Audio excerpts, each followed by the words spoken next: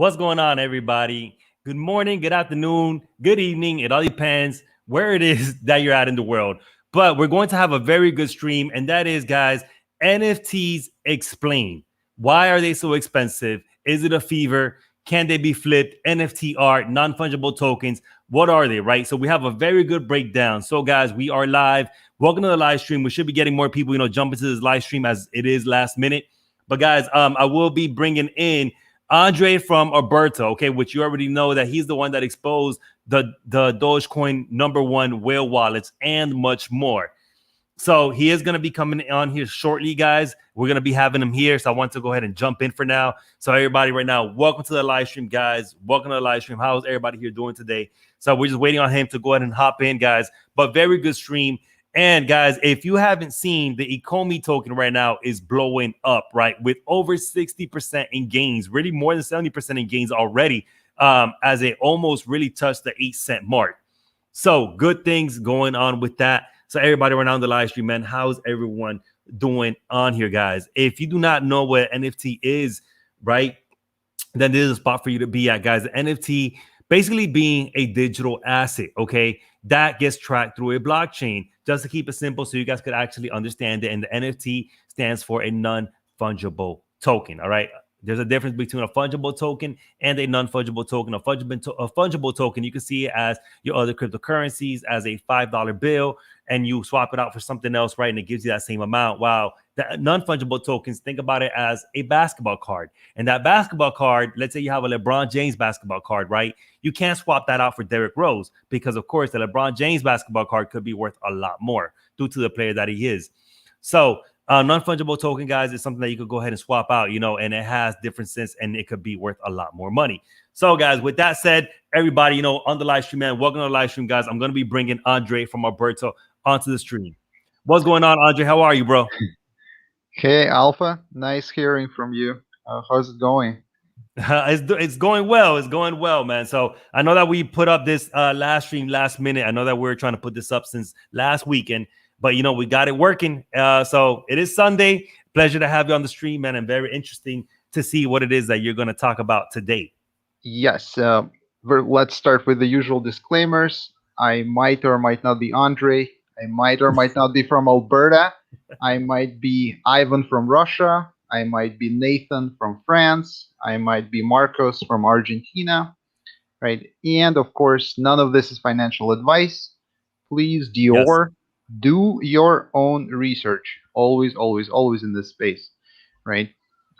But with that said, I mean, this is a very exciting time. And when I first started looking into the NFT space a few weeks ago, everything just clicked for me. Like I could see the value of that space instantly. But I wasn't sure that, for instance, you would see the value. And then about a week ago, when I was just scrolling YouTube and I saw you having this podcast on NFTs, and you looked so excited, like more excited than I was about this space. I'm like, oh my God, I don't need to explain anything to this guy. He gets it. He gets it just as much as I do. So I'm like, we have to have a podcast on this. Absolutely. Without a doubt, because this is a revolution, right? Like, this is a revolution that maybe is going to be historically viewed as more significant than the money revolution that Bitcoin has started. And maybe Bitcoin will be viewed as just bootstrapping the upcoming blockchain revolution that's happening. So Yes. this is a fantastic time.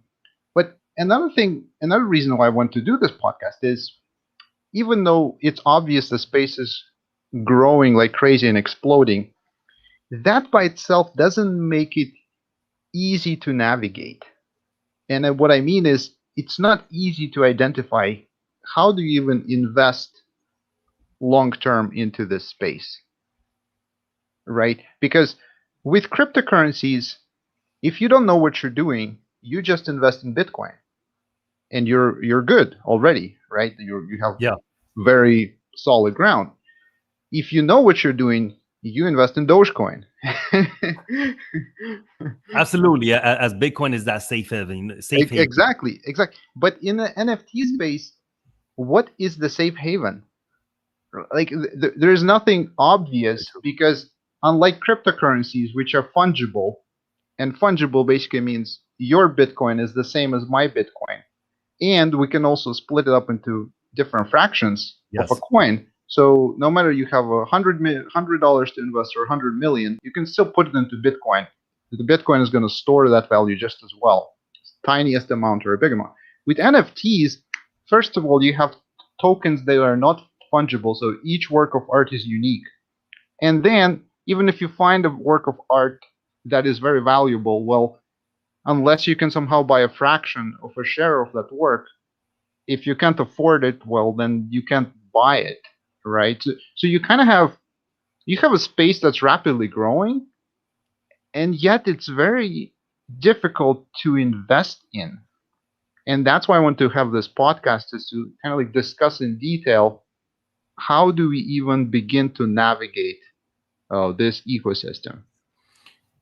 Yes, and I agree with you 100%. And the thing is that, like, let me highlight Hank's comment over here, that he basically put 5% of NFTs will be real success. Because the thing is that with NFTs now flooding the market, right? People are not gonna know which ones really have valuable. I've seen a lot of people, that they spend a lot of money into an NFT that really there might not be no value on it the day of tomorrow. So that's why this is good, to get more information on NFTs. And of course, everybody on the stream, we're not financial advisors. Go ahead and do your due diligence when it comes to NFTs. But this is something that is very important because it's making a lot of money right now. People are hyped about it. People are psyched about it. And some NFTs, I do see it being on here for quite a while. And especially with the NFTs that actually could build fandom, have a fandom behind it. So, Andre is more big when it comes to NFT arts. So that's why it's great to have him on here. And I'm big more when it comes to like the collectibles of NBA TopShots, and as well the digital collectibles that Vivi right now has on the works. But guys, to go ahead and start off this podcast, Andre, let's talk about first, what is an NFT and how the NFT came to be and how long it's been around. Because NFT has been around now, guys, for a couple of years, but it started to take launch right now more during this pandemic. All right, that we have been seeing this launch. For example, crypto kitties, Beeple, they were not worth hundreds of thousands of dollars and millions of dollars. That is something that is taking place now. Beeple has been around, now for quite a number of years. So, I'd like to talk about that so everybody gets an understanding of what an NFT is and how long it's been around. Right. That's a very good starting point, because um, I remember as a kid, I was collecting all kinds of stuff. Like I was collecting stamps, I was collecting coins. I think I was even collecting the flowers. Like you would dry a flower and put it in like paper, and I don't know why I do crap like that. But anyway, I was collecting all kinds of stuff. And the problem, especially with collecting coins, if you buy a coin that's like 100-year-old coin or a 200-year-old coin, you go to some bazaar, and some old guy is selling you this old coin, right, Yeah. for a good price. And even as a kid, you suspect that something is not right here, that you're probably not getting a 200, 300-year-old coin from an old guy. um, so when you get into NFTs, you right away see that it solves this huge authenticity problem. And that is, whatever you're buying, because of the blockchain, you can see when exactly it was created. So if you're buying a CryptoKitty, it's like a 4-year-old CryptoKitty, Yeah. right? And that is a huge problem in collectibles, because so many collectibles, once they become valuable, there there's fake copies of them being produced right away, right? As many as possible, so you don't know what's authentic and not, or not in the art space. Um, and so when I looked at NFT space first, which are the critics say, "Ooh, it's just a digital thing." Okay, but Bitcoin is digital too. Like that doesn't make it not worth anything. It If something is digital, but it's scarce, if there's only few limited copies, and you can verify using the blockchain that it's scarce, then you know you're holding something in limited quantity, which is authentic, which is the whole point of collecting something. You want Exactly. to The you want to sparsity have a of it. piece. Yeah. So I get this right away, and as you said, there's different types of NFTs or even different types of digital collectibles. There is um, one of the biggest marketplaces that I like is OpenSea, OpenSea.io, which is mostly for like pictures or paintings, right? But there are digital collectibles now of videos, of music, of uh, game personality characters in And that's game. one thing that I don't understand. How is music, right? Because I know they had this band Hmm. releasing this song that was going to be Right. the first album NFT. How does that apply? How does the NFT apply to the album? I don't understand that yet. I That that one there really lost me. Well, I don't understand that specific mechanism. However, I actually think this is the best idea to apply to music because when I find myself, for instance, listening to a lot of the songs from like back from the 90s, I just search YouTube. And what happens is once the copyright expires on those songs, which is like 10 years later, usually, right? People just uh, put them on YouTube, not the original creators, but whoever just had that tape in their collection. And then people just keep listening for that song for maybe thousands of times or millions of times. What does the original creator get from this? Nothing, Yeah. right? So, this innovation, when we hook up the original creator of a song, of an album to the blockchain, it this gives us an opportunity to give a little bit to the original creator every time we consume their product. So I'd love to tip something to those music artists who wrote the song decades ago that I'm listening to. Like because I enjoyed the song. Like I'd love to tip them something, but I can't. There's no invention that allows me to do that. And Yeah. finally, if we do this with the NFT ways, finally we can actually reward the artists perpetually throughout the time for all of their work. Just think how powerful that is. That is, but again, for like the when it comes to the music side, since this is the first album, I still don't quite understand how would that work. I understand that we actually have the rights to this now, and the artist will actually know right through a blockchain. Hmm. But when it comes to tipping the artist, that's very interesting. Wonder how that would take off more in the future because this is just a starting point. So very, very interesting on that. And when you mentioned about Crypto Kitties, guys, Crypto Kitties, I think is really one of the first NFTs that actually brought NFT out here, right, to us, to the known world, right, for us to actually discover it. Crypto Kitties started to bloom, basically hit the mainstream in 2017, the late 2017. And it was a place where people could buy and breed limited edition kitty cats. Okay. And that's something right now that blew up. And those cats are worth a lot of money right now, thousands and thousands of dollars. So we're going to be exploring OpenSea's, NBA TopShots, Vivi, and also Andre has bought a lot of NFTs from Crypto Finale. So we're going to talk about her as well, bring up her page and how much NFTs she's been selling. And anywhere right now specifically that you want to start at, Andre? Yes, I want to start at Donald Trump, but not in political way. Don't want People. to scare you. Yes, exactly. The people, because when you were talking about that famous NFT that just sold for $6.6 million, I heard you say that you were surprised of Yes. not understanding why that happened. And so I want to talk about a little bit why I think the price skyrocketed for that specific NFT. And I don't think it's just because of Beeple.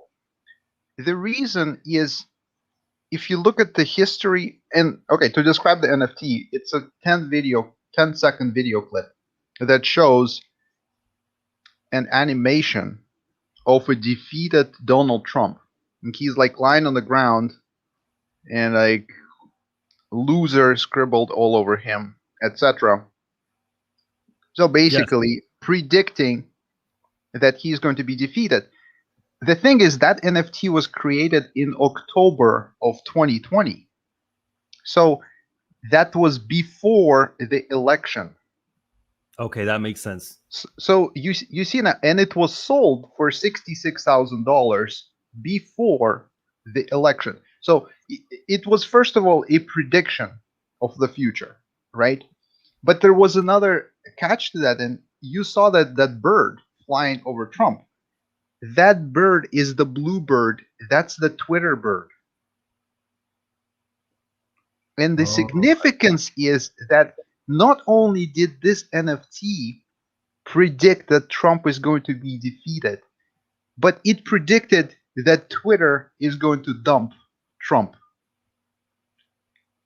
oh, so that happened too. You see, I had no idea that's what it actually meant. Yeah. Guys, that's the video right now that we're talking about. This is the one that actually sold for $6.6 million, all right, from the artist Beeple. And it was sold to a Miami-based artist, okay? So that's the video, and that is the blue bird right now that you're seeing, okay? Yes. Taking off. That's the Twitter bird. It's not just any other bird. And so when you have a prediction that absolutely nailed two historical events in history, then it sells the second time.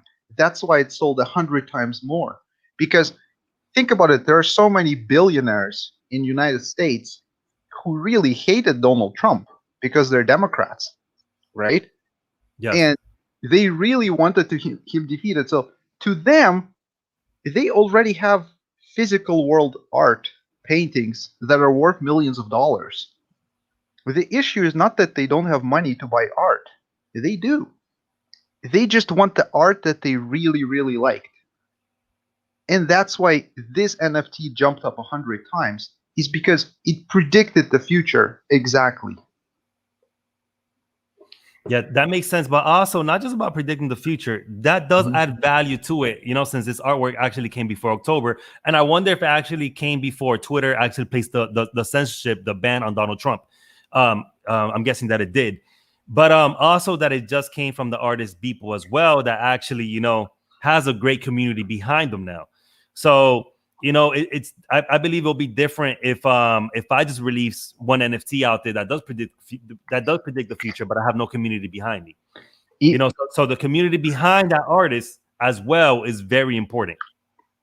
It's absolutely true. That's why when I look at this space, unlike the cryptocurrency space, in cryptocurrencies, you can just look at the Lindy effect. And the Lindy effect is how old is a cryptocurrency, how that is still relevant. And when we sort cryptocurrencies that have survived in like the top 50 that are still relevant, we find Bitcoin, Litecoin, Ripple, Dogecoin. Dogecoin number 4. And both Litecoin and Ripple have issues. So Dogecoin, by Lindy effect, is number 2 after Bitcoin.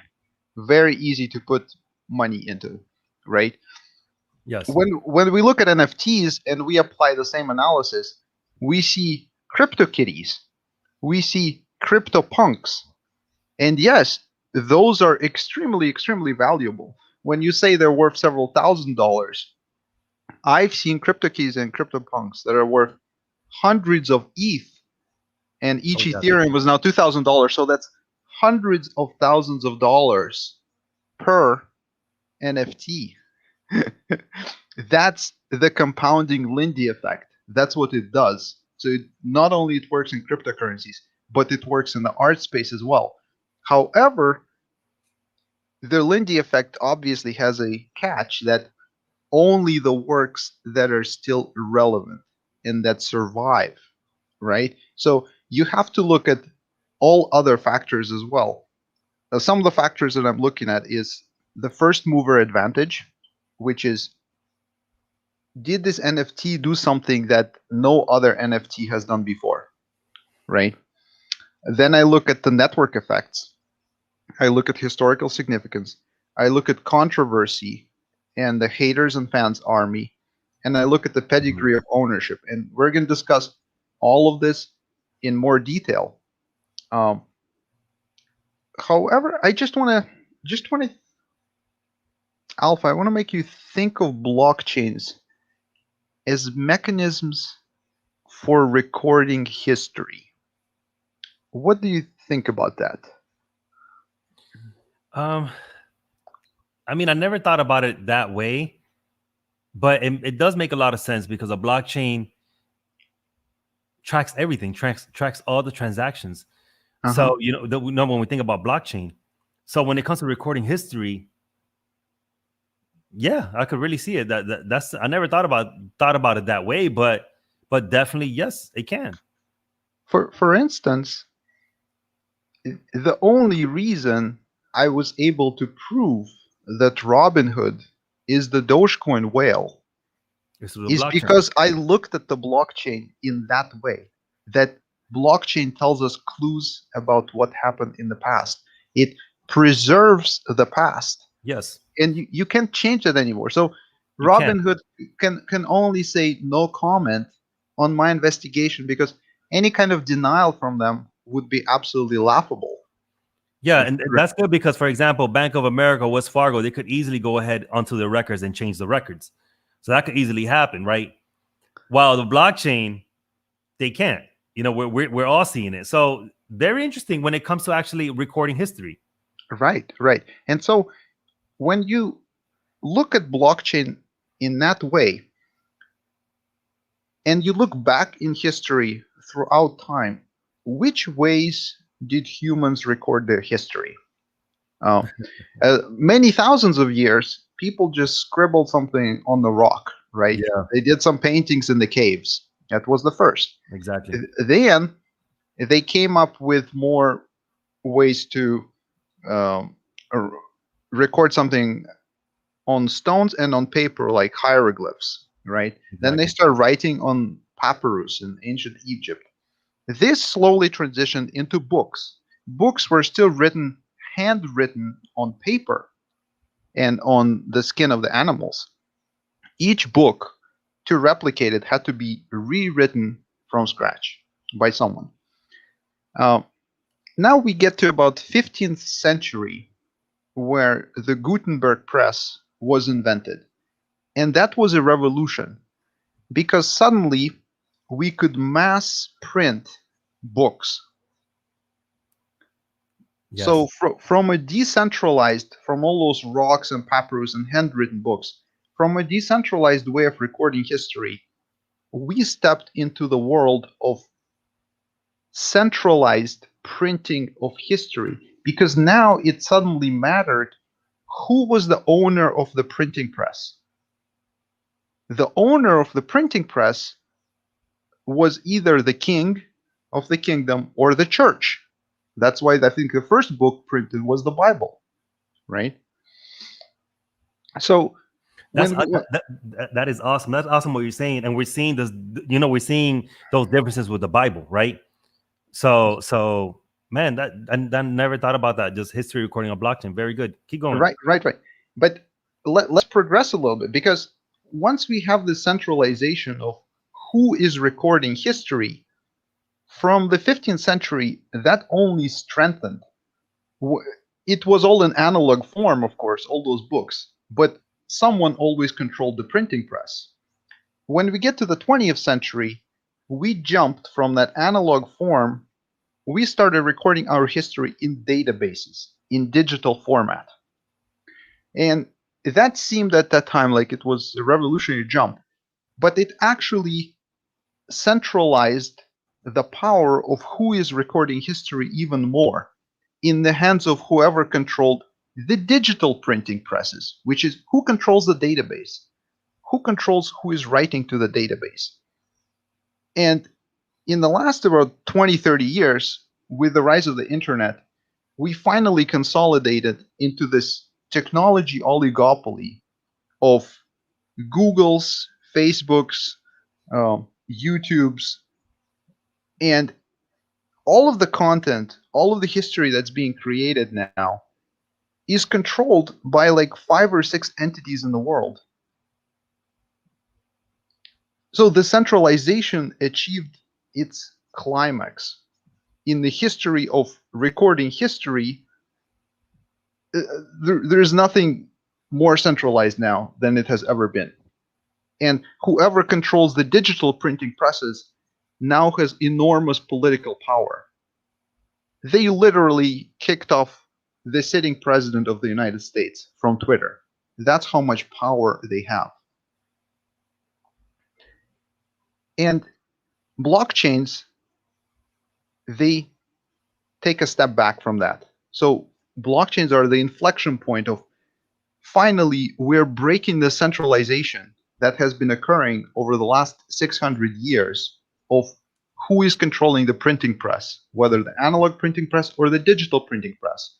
And blockchains take that power back, give that power back to the people. What do you think, Alpha? No, I agree with you. I really like where you're going. Blockchain does really give power to the people, and it's just so great that everything could get recorded in such detail and could never go ahead and get removed. So I definitely agree with you. When it comes to blockchain, never thought about how it could actually record history.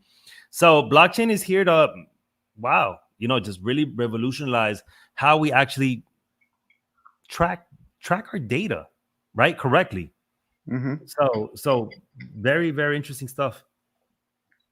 Or you can say not just how we track our data, but who gets to decide what is the truth and what is the ultimate truth. Because Yes. if you let YouTube decide, or you let Google decide, or you let Twitter decide, you think if you say something that doesn't fit their narrative, they're going to keep you on the platform? No way. Yeah, that's a problem, exactly, because of censorship. Since Exactly. they are a privately owned, right, company now, that they really think they could just go ahead and censor everybody. So with blockchain, it's completely different. Yes, yes, and it's not obvious to many people, because even if you look at some controversial YouTubers, um, it's not like YouTube blocks them right away. No, it's the little things that start happening to those creators, like shadow banning. That is, their videos are just not being recommended to anyone else, Yes. right? And then you get demonetized suddenly. So there's no ads, so you're not getting income from your content. So there's a lot of things that YouTube gradually does to suppress the content that it Yeah, doesn't like. and we saw this happen a lot with Infowars with Alex Jones. If you guys on the live stream are familiar with Alex Jones, right? We saw that happen recently with Alex Jones, and basically with Alex Jones, what he's talking about when Andre says shadow ban, basically it's what he said, that your searches are no longer being shown. It's like you're just being hidden without you even knowing. So there's something that happens a lot. On Instagram, it could happen on Twitter, it could happen on YouTube, it could happen on Facebook. So basically, you're just a ghost. You're still on there, and the only people that are going to keep seeing your stuff is, of course, your followers, your subscribers. So we saw this happen a lot with Alex Jones, how he was just kicked off Twitter, and then he got kicked off YouTube as well. So we saw censorship happen, and I want to bring him because he's one of the first accounts, main accounts, big accounts that I saw getting censored. Right, right. Okay, but how does this apply to our investing in NFT thesis, right? Like, our immediate problem is we have millions of NFTs to choose from. If you go to an OpenSea platform, right? Like, oh, I think there's an echo. Okay. Yeah. No. Okay. It's all good.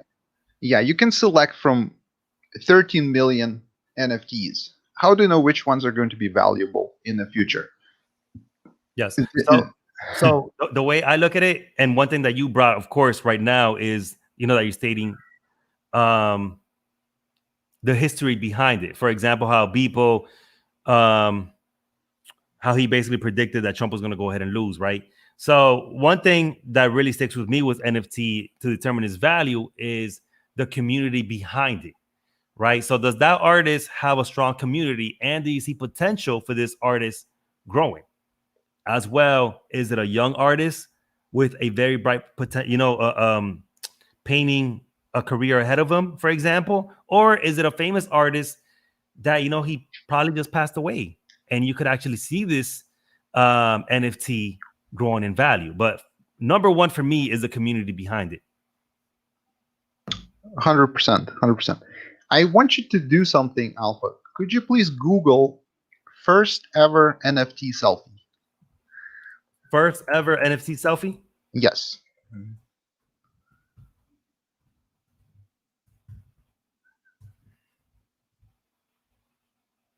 Okay. Okay. And I think no, No, this not one. this one. That's Beeple. Let me see. I'm looking That's for. Beeple. Yes, but the second one on Coin Desk, Oh, right is there. this Yeah, one? Okay. yeah. That's the article. And basically, what you see is a story. Um, the story of Now I know. Now I know why. Okay. Okay, go ahead. Crypto finally, of course. Yes, and her story is very funny because uh, apparently she's some kind of a Instagram and Twitter influencer who has almost like 100,000 followers. Um, and back in the fall of last year, she just went into the NFT space and caused a major fuss there because she started posting her selfies and trying to sell them and started charging like 1 ETH for each one of her selfies. And everyone was just started hating on her because they're like, well, no one is going to pay you, anything for your selfies. Why do you want 1 ETH and etc. etc. So right away, she became a huge controversy in the space. Um, there's an article I'm reading here on Crypto Briefing, top 10 crypto villains of 2020, and she's in number 5 spot. And at that time, everyone was laughing at her, like she was the joke of the NFT space. Does that remind you of something Yeah. in cryptocurrency space? Yeah. Right now, of course, Dogecoin. Exactly. So she basically became a meme. And the good thing about that is this is very important for the Lindy effect. The Lindy effect is, of course, how long something stays relevant. But before some time passes, you need to first have that spike of relevance. So you need to first record your space in history, and then the Lindy effect will start compounding in your favor, just like with Dogecoin. Oh, and if you Google anything right now, not just first ever NFT selfie, but even if you Google first NFT selfie, and even if you Google just NFT selfie, crypto finally is in the first page of Google search results for that. Just think how powerful that is. I don't know if you've done any search engine optimization in the past. Yes, I Right? have. It's extremely difficult to get into the first page of Google results for any kind of top keywords, Yes. right? And when you have a keyword that's the top trend of the last 5 years, which is a selfie, and you have one of the keywords which is going to be the top trend of the next 5 years, which is the NFT, being on the top page of Google for that is actually extremely, extremely valuable. And when you look at the history of NFT art, you start with like the Crypto Kitties, the Crypto Punks. That's all 2017. That's the previous cycle, the previous bull market, right? That's already, right now, that seems like ancient history. When you look at the history of NFT art for the year 2020, crypto finally is now forever embedded into the history of that space. Yeah, I'll consider her the first edition of NFT selfie. Oh yeah, that's indisputable. But even looking at just the history of the NFT art space, she will always be a figure in the year 2020. It, right now in 2021, that doesn't really seem that significant. The reason is because it's so close. We seem like, oh, 2020 was Yeah. just so Time. recently, so who cares? Think of going into the future, 5 years into the future, after this bull market, and we're going to have a bear market, and we're going to have even another bull market by 2026, and start looking back from that future into the past. The year 2020 will be ancient history by that time. And in that ancient history, she will still be a top figure for the year 2020 in NFT art. Just just think of the Lindy effect that's going to have the compounding influence on that. It's very true because she's gonna go down in history. And really selfies, if you look back at selfies, right? Selfies was really a thing going back 10 years ago. A lot of people taking selfies. Then we had the selfie sticks, and now we have the first NFT selfie. So I could see that she really did made her mark when it comes down to the NFT history space. And I could see why it actually has the first value.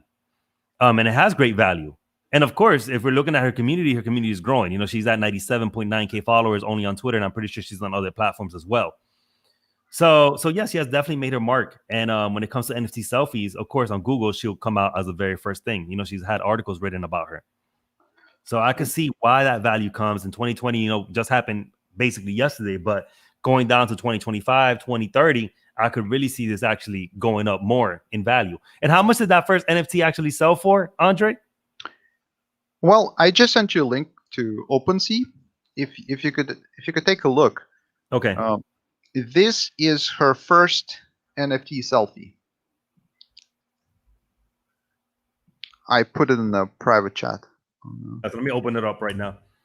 Yeah, yeah, because it's easier when you see it right on OpenSea. So this is her first NFT selfie, and the good thing about this OpenSea website that I like so much is not only you see people's art, but you can verify when it was first created, what it sold for, and who are the owners right now. You can see the whole history. For instance, you can see right now, you can buy this. First of all, you can see that there's only 5 owners. If you click on that, click on the 5 owners in of course, you can see yours truly, Bitcoin is the pin, which is me. Yeah. I own 3. Crypto finally owns 4, and there is a few other people that own the rest. So she has released 10 of these. Yes, she released 10 of them. But if you scroll down, you will see trading history. But it's not just trading history. If you scroll to the bottom of the trading history inside, you will see when it was created and what it sold for. And it was created, I believe, like 6 months ago, right? Yeah, 6 months ago over here. And the first sale was for 1 ETH. So Pranksy. Yes, two pranks. Pranksy is well known in the NFT space right now. Exactly. So he bought 4 at 1 ether. Okay, and then it was just traded. So over here 3 months ago, 2.5.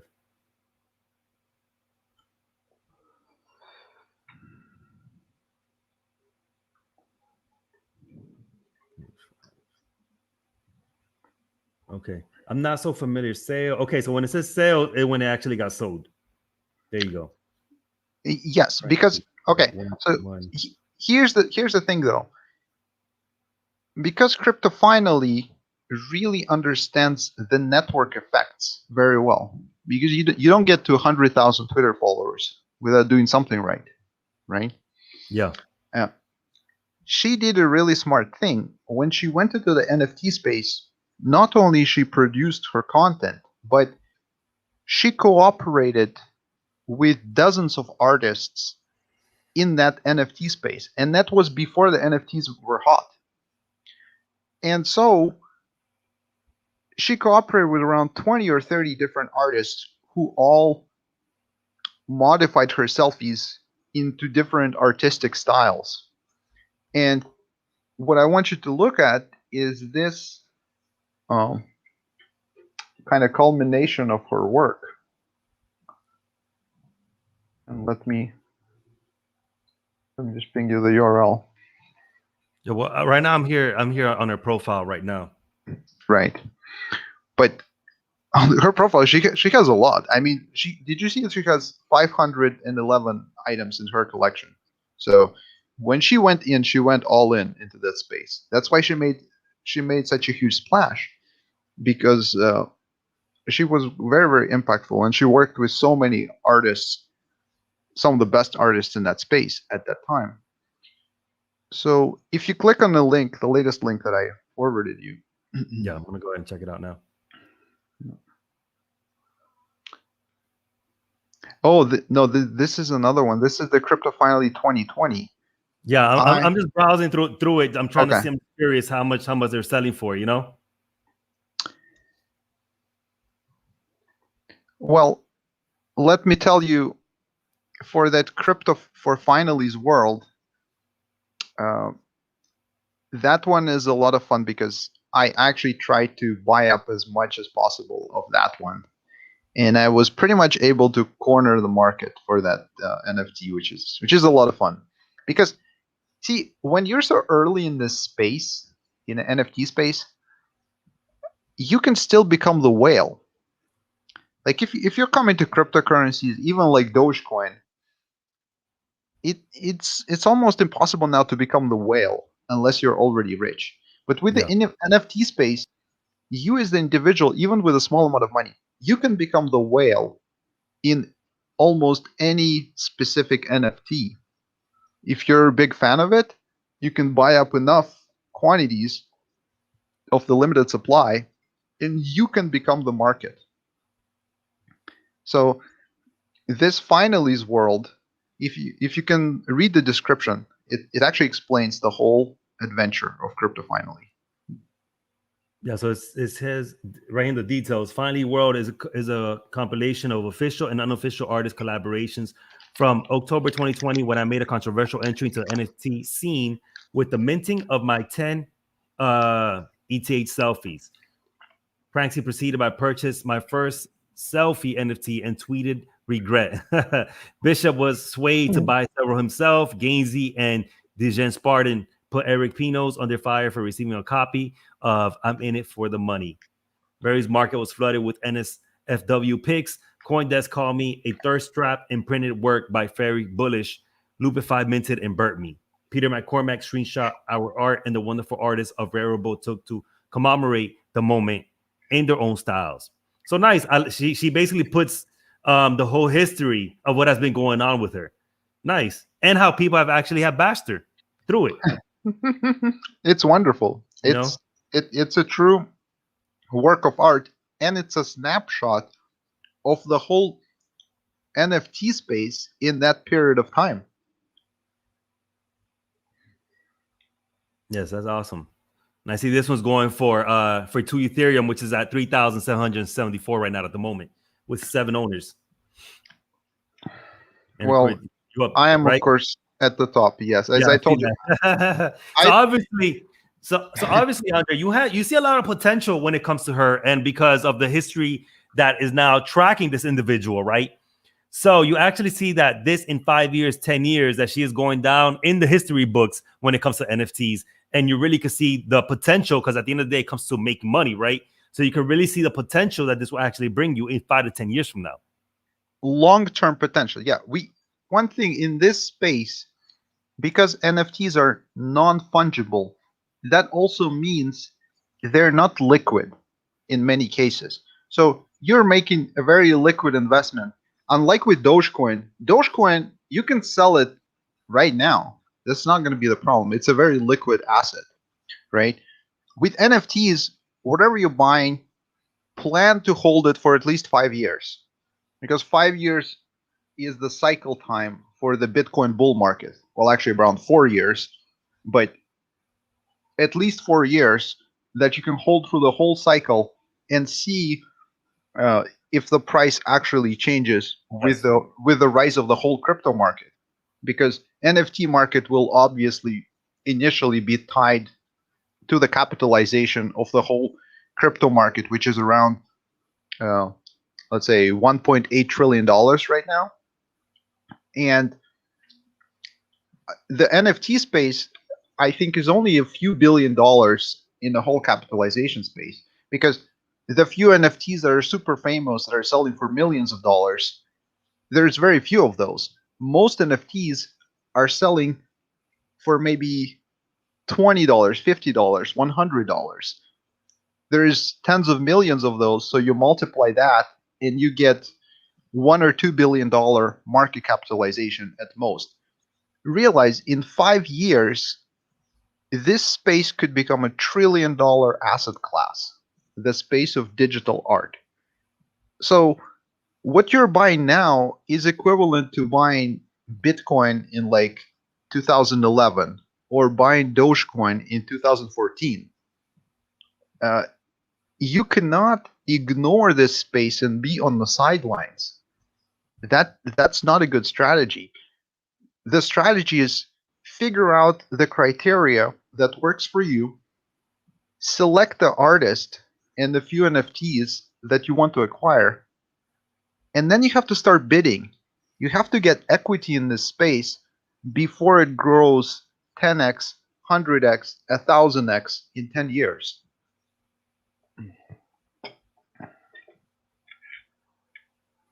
Yeah, so definitely something, taking a worth looking at, because I really didn't understand and grasp why some of the work like this was actually selling, people that were actually buying. So now it's great because you open up my mind to something completely different that I kind of really thought negative about it. But Yep. it really does make a lot of sense with the way that you're going. So I definitely could see the potential in this, due to the articles that are behind it, people bashing her, basically her, going down in history. Her community is just getting bigger and bigger as well. And especially seeing the whales on this, for example, like Pranksy, right? Buying into this, but like, wait, hold up, wait a minute. This actually went through Pranksy's hands as well. I might want something on here as well, because Pranksy is basically a name that's getting well known when it comes to the NFT space right now. So I'm definitely seeing more of the potential when it comes to NFTs. Besides, Most of her work didn't sell when she first created it, uh, but it got distributed because she gave it whatever she couldn't sell 6 months ago. She just gave away to all the artists she collaborated with, which was a brilliant move. oh, nice. The reason it's a brilliant move now is when someone like me comes in who sees the value of her work, I start bidding. I start bidding up her work, right? And those original artists, most of them, they're willing to sell for a very low price to someone like me. Uh, as more and more people who are researching this space in the future, and they will also stumble on crypto finally, because think about it this way: I was not I was not following her on Twitter. I didn't even know about her before I started researching NFT space. So the only reason I stumbled upon her is, as an investor, I need to know who is who in that space and the history of the space before I spend a single Satoshi, right? Yes. When I do this fundamental research, which is what all the people who are seriously thinking of entering this space with any significant amount of money are doing, they're also going to stumble on her work because it's forever in the history of NFT space. And when they come in, we can see her work is still selling on the pennies for ETH. We can easily accumulate some. That's because the people who she distributed the work to originally, they are the starving artists of that space. They're not the whales. Now the whales are coming in, they're buying up that work for pennies. If you look at some of her NFTs, I've already noticed over the last several months, some people who are coming in and buying her work, OpenSea allows you to view their portfolio of what else do they have in their portfolio, right? And what I noticed is those are people who have very large portfolios of expensive NFTs, like works that cost like 4 ETH, 5 ETH, which is like what, $10,000, right? Yes. So obviously, those are not the people who are bottom fishing and trying to find cheap NFTs. No, those are people who they can afford to pay a lot of money. It's just they are similar to me. They don't know this space. They're learning about this space. They stumble upon crypto finally and just like, oh, yeah, sure. Let me buy one NFT because to them she's a historical figure right now. And so the whales, the dynamic is that the whales are slowly buying up her NFTs from the original artists who she gave it away to. And those are still willing to sell for cheap.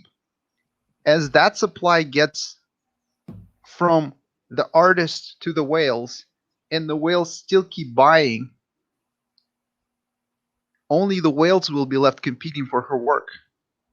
Think Yes. about what the prices are going to be like then, 3, 4, 5 years down the road.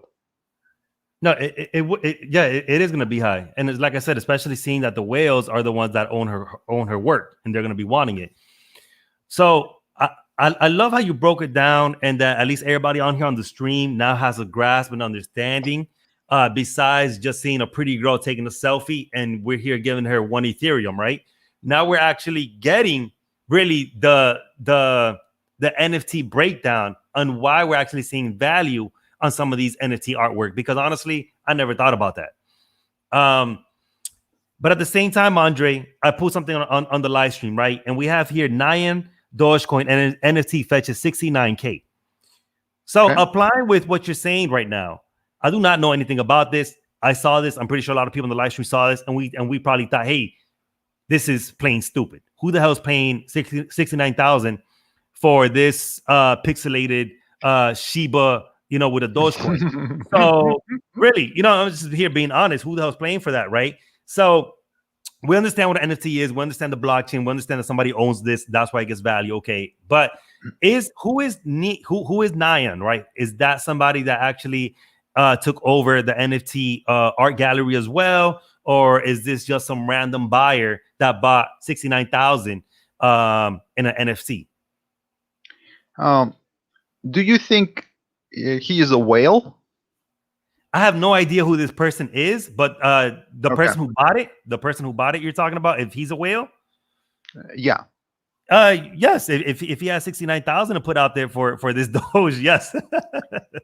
Yeah. And another note that I want to make is this space is very illiquid. And what that means is when I go, and you can look at my portfolio on OpenSea of the NFTs that I own. I don't just own crypto finally, I own a bunch of other works as well, right? And not only that, I am bidding for a bunch of works right now. I'm in the process of bidding. When I find something that I really like, if there's only 3 or 5 copies minted of it, I find that the owners are very reluctant to sell. And not only are they reluctant to sell for the price that they paid, I'm offering 3 times, 5 times more than what they paid a month or 2 ago. Just think of it, and that's in Ethereum, measured in Ethereum. Ethereum itself went up like 3x in the last 2 or 3 months. So Yes. essentially, in dollar terms, I'm offering someone 10 times of what they paid to sell it to me, and they're not selling. Do you see the dynamic when there's very few owners? If they don't want to sell, nothing will make them sell. No Yeah. price. That's the illiquidity of NFTs, and so the price actually, this number $69,000, to me it's meaningless. I'd have to know how many copies of it were produced. Maybe there's only one copy of this. You know, I So have to look at all of my factors, and yes. again, listing all of my factors. I have to look at the Lindy effect of the Doge image. I have to look at first mover advantage. I have to look at network effects. I have to look at historical significance. I have to look at controversy. I have to look at the pedigree of ownership. Who owned it in the past? Maybe Elon Musk owned it in the past, and that's why it cost 60. So I have to look. No, no. Very Think true. about Very true. Very true. what Right. do you think is going to happen to an NFT that Elon Musk buys? It's going to go up 100 times in value instantly. Like it's ridiculous, but that's how the network effects work, right? So without analyzing all those factors, I have no idea if it's worth 69K or $69 or $69 million, right? It could be Yeah. anything. It could be absolutely anything. So this one in particular, Andre, what do you know about this one, right? Or how can I look it up? I'm not sure if it's on OpenSeas, on Rarible. I'm not sure where it's sold at. Well, what does the article say? Can you send me a link to the article? Or Let's see. A Dogecoin inspired NFT has sold for 45 Ethereum, roughly 69,000 at purchase on the cryptocurrency art platform. Oh, Foundation. Foundation. See, I'm not familiar with that. I only I haven't use even heard of that one. OpenSea. Yeah, and one thing to note is there are many platforms, and there are also several blockchains where those NFTs get minted. Not all of them are on Ethereum, and the reason is Ethereum is actually the most expensive platform to mint an NFT because the gas cost is so ridiculously high right now. Like anything I do now on OpenSea, as far as buying, the cost of transaction is at least $10 per transaction. So if you have a small budget, if you only have like $1,000, well, if you want to buy many NFTs, you're gonna spend most of that on gas, which would be really frustrating. So I would totally understand why you wouldn't even consider those platforms, and you go to other blockchains where transactions are cheap and scalability is not an issue, right? Yes. Because scalability is huge. Is one of the biggest things that everybody's frustrated about Ethereum. Is yeah, it's so popular that it cannot handle the volume of demand right now.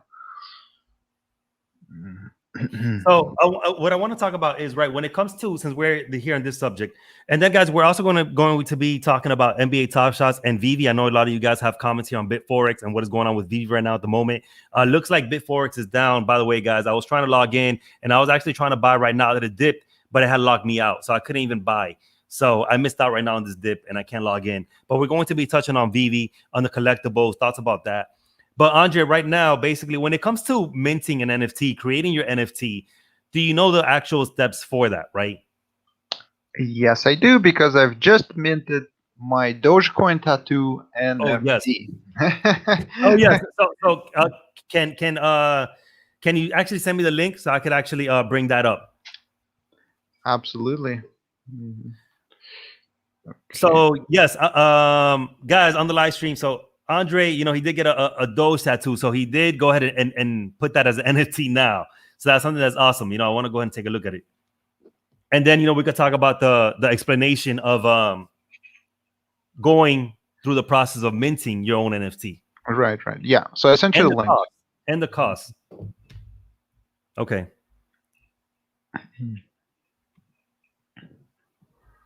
Open this. My beautiful Dogecoin. Oh, it was so much fun getting that tattoo, and all the steps, and it's a very intricate piece of art. I'm super hyped. Absolutely. Hodling to the moon. Yes, I know last time that we spoke that you were looking for an actual artist. Yeah. This is basically the dot work because when you take the original design of Dogecoin, you can't tattoo it until you convert it to something that can be a reference image for tattoos. And I didn't know that it was actually a manual process. Like there's no Photoshop filter or anything that can easily convert a JPEG into dot work, and it had to be done by hand. So this tattoo artist did a lot of work um, doing it manually. Well, manually on the Yes. iPad, right? With for every pixel. And this is the result that you can now take. You can just take a screenshot, whatever, and take to your favorite tattoo artist, and right away you can get this beautiful Dogecoin tattoo, um, which is absolutely wonderful. hmm to mint it, minting is very easy on OpenSea. You upload the JPEG. Um, it's free because they have some process that's called like lazy minting. So until it's actually bought by someone or transferred to another user, it will not be put on the blockchain. So if you buy it, that's the point in time when the gas fee needs to be paid, and the gas fee will be deducted from the sales price. But because it still hasn't sold yet, there's no need to pay the gas fee, so you can create it for free, which is really cool. Oh, nice. I did not know that. But now, after all is said and done, right? Like, for example, you have this Dogecoin tattoo 0.01, which is almost $20. So let's say that I do buy it. Let's say, I don't know, let's say we agree at $50, right? So I buy it for you at $50. What would be the fees that OpenSeas will actually charge you now once that you sell it? Do you have any idea how much it will be? What percentage? Yes, they list the fees. They take 2.5%. Okay, 2.5%. Yes, but okay, so which is reasonable. Which is reasonable. However, the gas fee for Ethereum itself will be at least $10 for that transfer.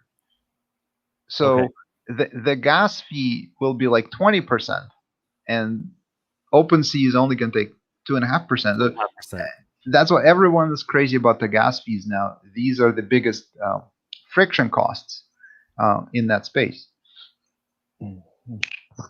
Okay, so I understand that now. Okay, so yeah, that's good because I did hear about that, about the gas fees, and it could get expensive making NFTs and putting them up and stuff like that due to the gas fees itself. So, for example, so if this really right now, let's say we sell something for the $50, or even something cheaper for $20, then you're not really making anything out of it, right? I haven't almost been able to buy anything for $20 on OpenSea. Again, because the gas cost then becomes such a huge proportion of the sale that no one is willing to sell at that price because no one wants to take that haircut. So I think the cheapest work that I ever bought was like $30, and then $50 I could buy some more NFTs around $50. But even then, it's not so easy to negotiate those very low prices. It's possible, but it's not going to be that easy. And who is the one paying for this for the gas price? Would it be on both sides, or is it really just the seller? That's a good question, because the way OpenSea is set up is if you, the buyer, if you buy at the ask price, so someone has it for sale, and if you buy at that price, you, the buyer, pay the gas fee. Okay. But if you make a bid for something like a limit order, essentially a limit order, right? That I'm only willing to pay this price for it. And then the seller decides to sell at that limit order. You, the buyer, don't pay the gas fee. And from what I read is the seller also doesn't pay the gas fee. So the OpenSea platform eats the cost of the gas in that instance. You know? So it's very advantageous for you to just start bidding and see if you can not only save on the price, but you will save by not paying the gas fee in that way. So wrapping up OpenSeas before we move to another subject, for anybody right now trying to get into the NFT space, right, on selling their own art, creation, graphics, standstill, whatever it is, right? What advice would you give them to actually be successful to sell their own NFTs, because I know people are seeing dollar signs. I know that we have a lot of artists out there, and people, you know, that make memes, for example, that could actually now start getting paid and putting their work into this. Like, for a new upcoming artist that wants to get into the NFT space, what would it take besides a community for him to be successful? I know that we spoke about the history and the meaning behind the work. You know, what would you have to say to them, and would they be able to make money? I would say look at blockchains as mechanisms for recording the past and predicting the future.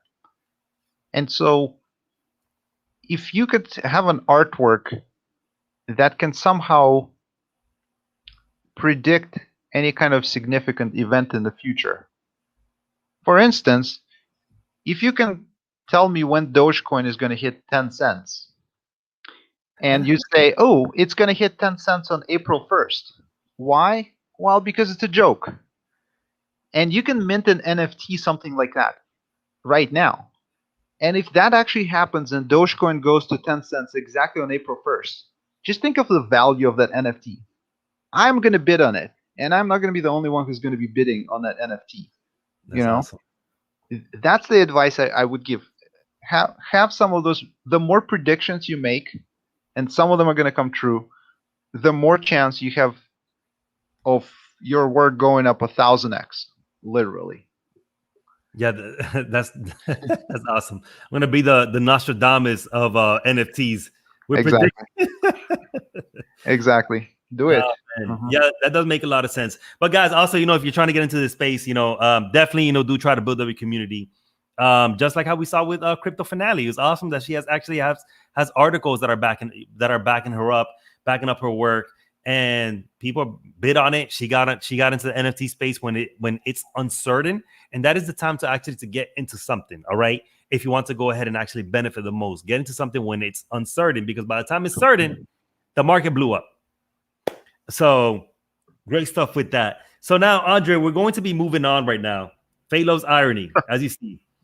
We're going to be moving on right now to NBA TopShots, because I would love to hear your thoughts on that. And starting off with NBA TopShots, guys, I am pulling up right now LeBron James. Now, this is not one of the highest selling cards, but the way NBA TopShots works is that it shows up on a cube. You see here the password is LeBron James. LeBron James goes and with that nasty dunk, right? So then from here, it shows you the player, the jersey number, the score of the game, and you own this video highlight moment of LeBron James. So it's kind of a digital collectible card, but with a twist, all right? To me, it's actually a very, very cooler moment.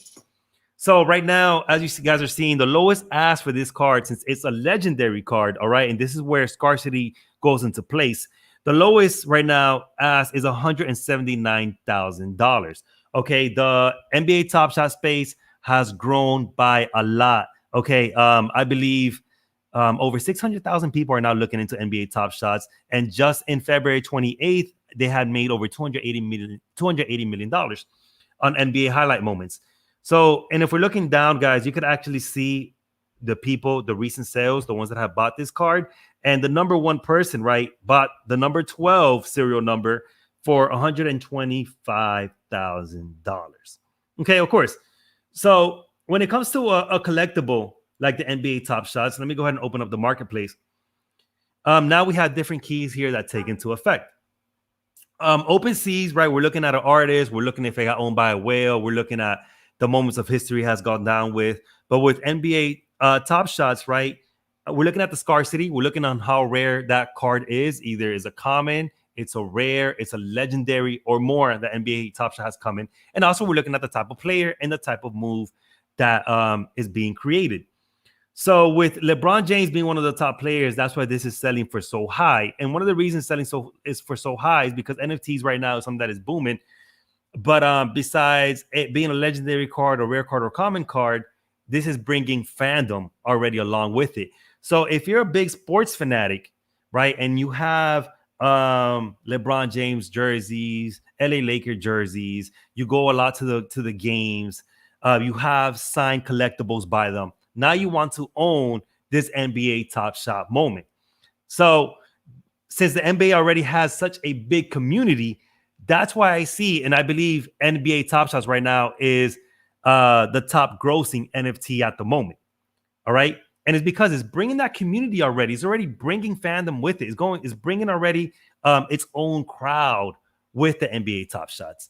So that's why I believe a lot when it comes to NFTs with the NBA TopShots. So Andre, what is your opinion when it comes to NBA TopShots? I think I lost him. Andre, you're on mute right now. I'm waiting for him to unmute it. Unless did I mute him? Let me see. Okay, so I'm waiting for him to come back. Not sure what happened to him. But guys, we're looking right now at the NBA TopShots, right? And right now for you to get in on it as well, I'm not sure if they're letting you create an account, but you have to join a drop time. You have to join a drop moment. And then it'll put you in a waiting room. And then from there, it kind of works like a lottery number.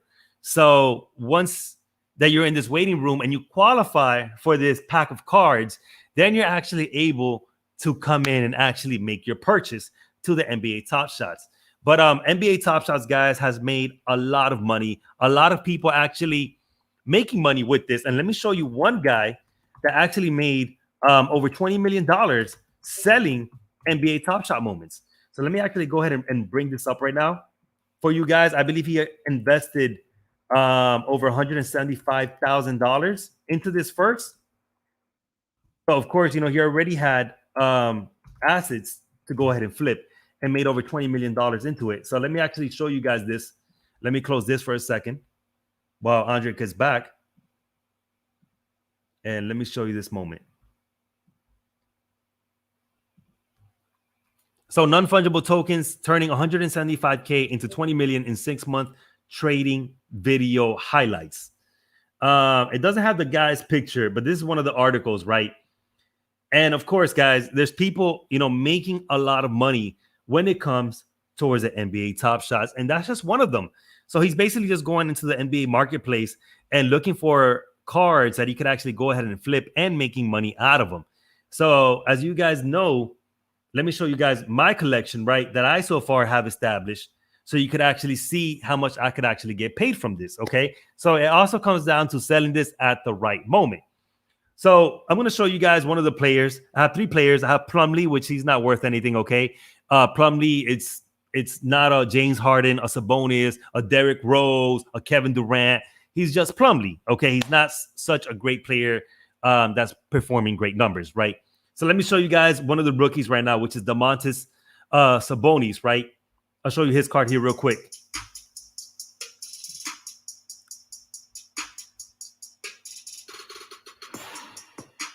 All right, so as you see, right, we have him here with the layup. Now it's going to show you again the score, his jersey, the team, right, which was the All-Stars moment. And there you go. So going down on this, right, if I'm looking to sell Sabonis, right, mind you, now it comes to the buy and hold, right? So I bought him, but how long am I going to hold him for? Because if I see potential in him, he's 24 years old, made it to the All-Star this year, right?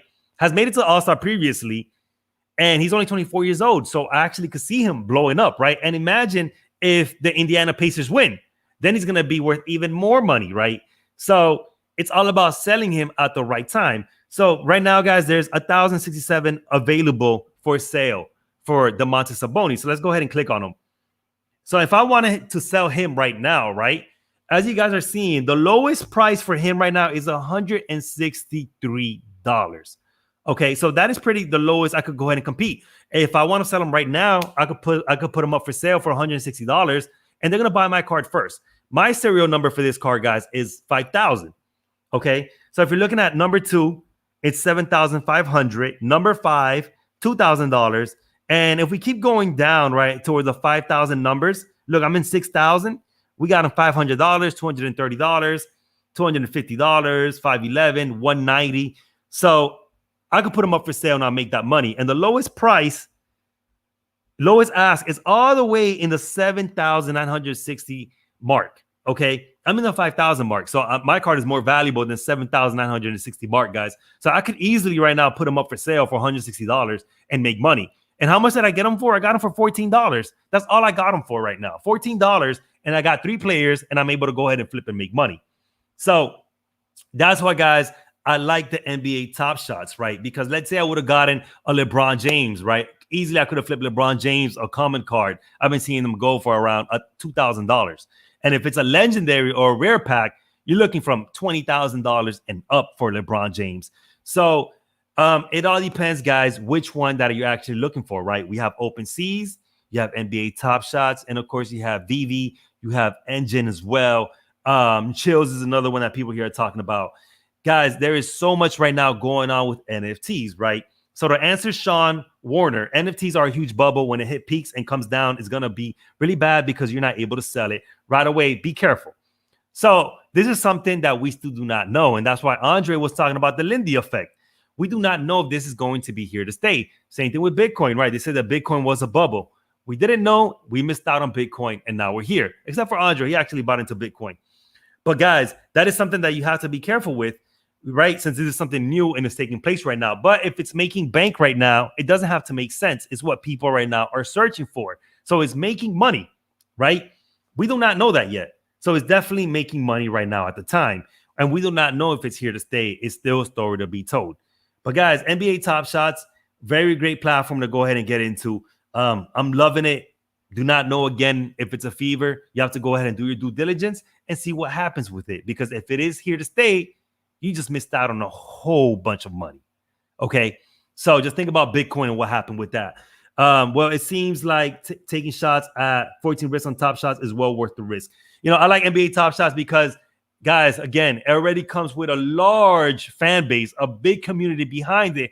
And this is just the beginning. Mark Cuban has already spoke about NBA Top Shots that they might add some fan perks to this, right? Or somehow, some way have your favorite NBA athlete sign this somehow, giving it more value or giving you perks. So if you own a lot of if you own a lot of players from the Dallas Mavericks, now when you go to the game, right? Because the NBA is working on a blockchain right now as well for tickets.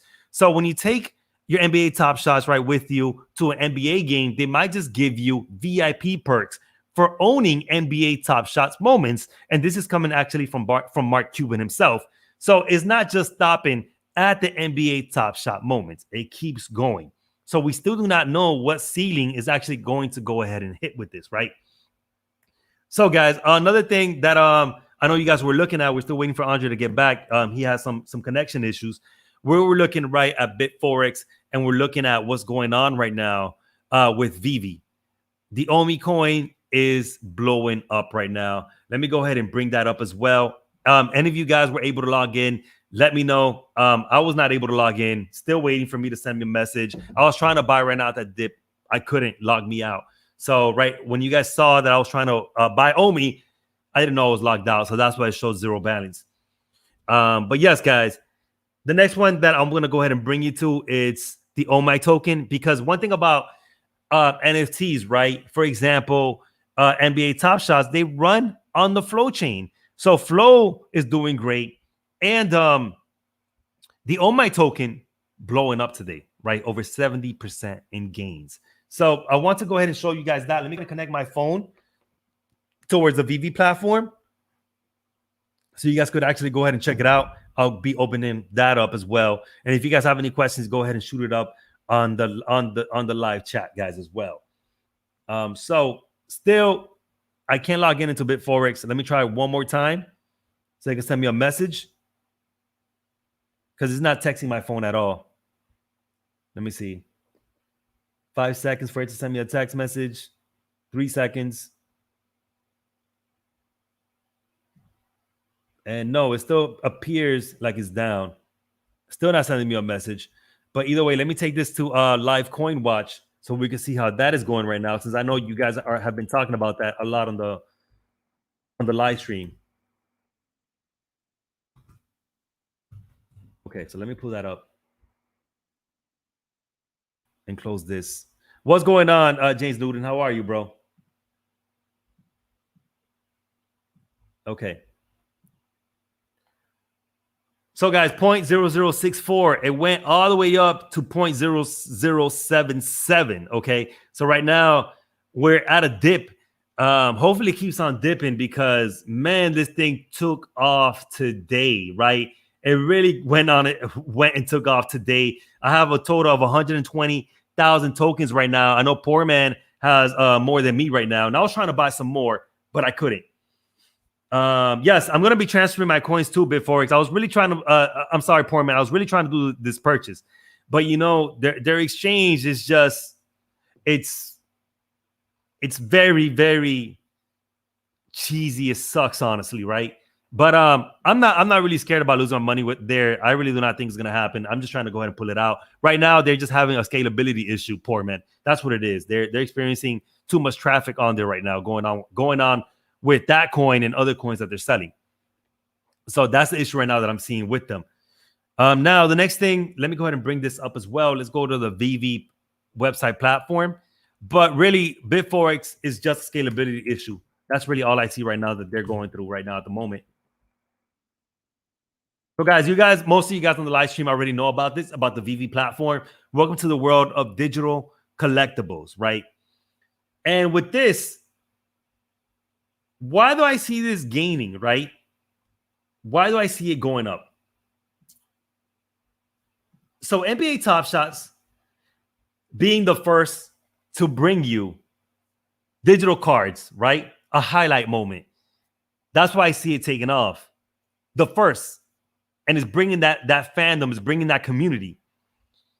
But we seen Open Seas, we saw NBA TopShots, but now we're seeing, right, the Vivi platform. So why do I see the Vivi platform blowing up? Is because, like Andre say, right, let's go down in history. This is the first of its kind. And besides being the first of its kind, it owns a lot of licenses.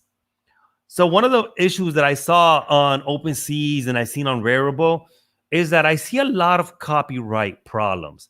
I see people putting content in forms of Pokemon cards. I see people putting Mark Cuban out there, YouTubers out there, Dragon Ball Z out there, right? And all different type of sorts of NFTs. But remember that copyright, it's a thing. And because NFT is fairly new and blowing up, I feel like people are going to go ahead and go after the money. But guys, when it comes to NBA TopShots, right, they own those licenses. When it comes to Vivi, they own those licenses as well. So with the Powerpuff Girls, Ghostbusters, Back to the Future, Fast and Furious, NFL, DC Comics, and much more, I love that they hold the licensing because no other platform is doing this. No other platform has the amount of licensing that the Vivi network has. Besides that, guys, they're bringing something new, right? They're bringing augmented reality, and they're bringing the Viviverse. And the founder even stated on an interview 3 weeks ago that he's bringing something mid-year that's going to be a new digital product, but he does not want to release more information on it. So it's bringing a big community, right? If you're into DC Comics, Star Trek, Ghostbusters, it's bringing the kids to actually get on this platform and play with their favorite figures, drive around the favorite figures, interact with the favorite figures. So it's bringing community, fandom, licensing, and first of its kind. And also is bringing that token along with it, man. So I actually see Vivi blowing up in the time to come, and I'm very excited about this project, man, because, man, it's exciting, and I love the founders behind it, and I like the man behind the licensing, which I told you guys is Alfred Kahn, and we could thank him for bringing pocket monsters out of Japan to what we know now called Pokemon, right? So one thing that, for example, Hank and a couple of you guys on here, right, got onto is that we actually were able to get onto the Vivi app, and we bought the very first Nightwing first appearance. And let me go ahead and bring this up, right? Let me bring this up so you guys could actually see. Okay. 1 second, guys, while I bring this up.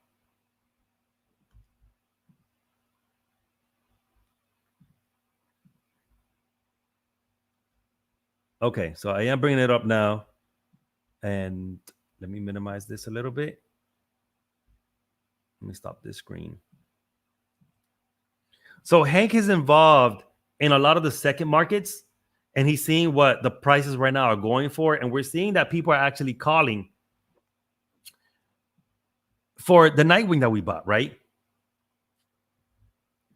So when you go to the app, first thing is that I love how beautifully made this app is. All right. I love the platform. Of course, it does have glitches right now at the moment, right?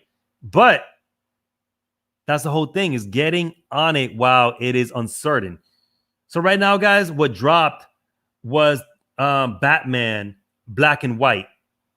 And for the first time, the Nightwing showed up, and this was a first appearance, and is sold out. And it actually crashed the platform, guys, the Vivi platform, because of course it had a problem with scalability, right? So I actually was able to buy it. Hank was able to buy it, and a couple of you guys here was able to buy it as well. As you see, guys, it's sold out. And I own one edition of this item. So let me go ahead and click it on here. I own first appearance 349, and I own the Jay Lee Batman, which is a rare number 88 right now at the moment, guys. So if you guys also do not know, this is by the artist Jim Lee for the Nightwing, guys, and he is a hell of an artist. So let's talk about the history, and let's talk about what follows it, right? It's not just a figure, it's the artist that actually follows this figure, all right, that created this, and then another artist that actually put it into the whole augmented reality blockchain, right, for Vivi.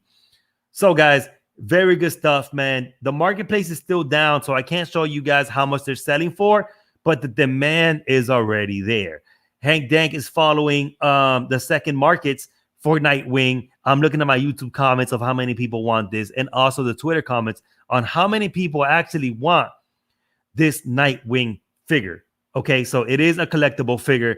So very interesting stuff what Vivi is doing. Okay, besides these figures, guys, they're gonna have more that are interactive. For example, the Back to the Future cars that you can actually go ahead and race. But either way, very good talk, guys, that we had about the figures. And, a little bit on the NBA TopShots, on Vivi, why is he making money? Andre has some technical difficulties, and I'm not sure if he's going to be getting back on as we wait for him a little bit longer. But, guys, we are seeing this actually blow up right now, right before our eyes. Is it a figure? I mean, is it a fever? Is it not? We do not know that. That is still a story to be told. But it doesn't have to make sense to you if it's actually making bank. All right. And it's actually making a lot of bank right now.